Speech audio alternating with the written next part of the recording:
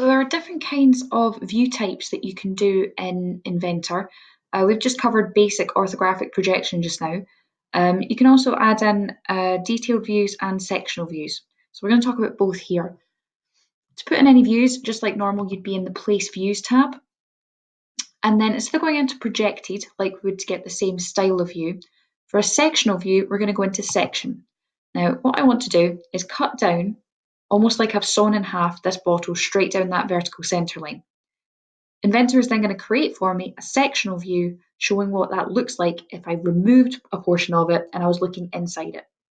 Now, what I have to do, once I've clicked that I want a section, I want to click the view that I want to put a section on. You saw that little red box around it. I'm just going to zoom in a little bit. I'm going to start my section line well outside of my actual shape. And I'll talk about that, why I'm doing that in just a little while. And then, oh, on my laptop I can't. Okay, I'm just going to have to zoom out. There we go. And zoom back in. Oh dear, that's now clicked in completely the wrong place. This has gone disastrously wrong. So let's try that again. If stuff goes wrong in Inventor, that's fine. That's what the undo button is for.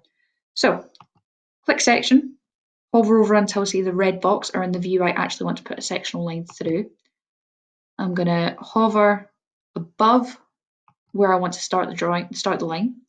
I'm going to go straight down and I'm going to click again well outside the shape. I could then continue this line if I wanted to do something called a stepped section, but we don't need to get into that at National 4 and National 5 level. I'm then going to right click when I'm happy with my line and continue. This is going to open up a second dialog box. Now, on some versions of Inventor, this view identifier comes in as B, which has never made sense to me because this is our first sectional view. Why would I use the second letter of the alphabet? So I always change it to A, and I'm glad to see that on this one, it actually has automatically gone to A.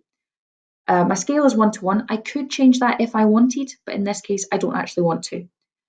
You can see in the preview here that the interior is blue, but I haven't actually got shaded ticked, so that's not going to be the case when I actually click. When I click, I can either click OK, or I can just click where I want to position this view, and it's going to draw in my section AA. Now it's called section AA because I selected that A as the view identifier. You can see here, this line, which represents the sectional line, I haven't managed to get it quite on the centre line, but for the purposes of this video, that will do. What it should actually do is sit right over that centre line and replace it as its centre line.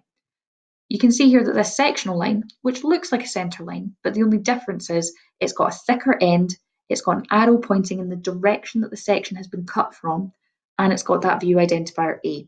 Now it is just sitting, that thicker line is just sitting inside the actual shape that I want to draw, and I'm not very happy about that. So I'm going to grab those green dots and I'm just going to move them. That's also going to mean that I'm going to have to move my labels a little bit, so I might need to rearrange things a little bit to make sure that they fit neatly, but I can do that later. So again, I'm going to just grab that green circle there. Oh, there we go. I can move it and adjust it slightly. That's good. And I'm just going to move it so that that thicker line is well outside the shape. So here is my sectional view. Sorry. You can see that where the wall has been cut through, so this is the inside edge, or the inside face, sorry, of the bottle that's been cut in half, we've got these hatching lines. Hatching lines happen at 45 degrees as a diagonal line, and they represent surfaces that have been cut through by that section. This is a cylindrical component still, so I do need to go into annotate, and I do need to draw in a centre line. So same thing as before, click the top edge, click the bottom edge, it's going to disappear, right click, and create to put in that centre line. Okay. If I wanted to do more complicated sectional views, I could do that. For example, I could put one through there, and then I would have to find somewhere for that view to go. There is a command called break alignment, which when you draw a sectional view, you can look for. If you press break alignment, it won't have to be projected in line with your original drawing, which would mean that you could position it up here or something like that. Just going to move that a little bit. So, detailed views. Say, for example, for some reason I wanted a detailed view of this. I actually wouldn't because there's not enough information there to justify a detailed view. But just to show you anyway, I would click Detail, And just like with section, I would click the view that I want to put a detailed view in. I'm just going to move that slightly. This time my view identifier is B, makes sense. This is my second view now. B is a logical letter for this.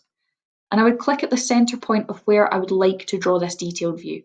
So I'm going to click and drag out a little circle, which is going to represent the view area that I'm looking at. I'm going to drag this over into an empty space, and it's going to draw out my detailed view B.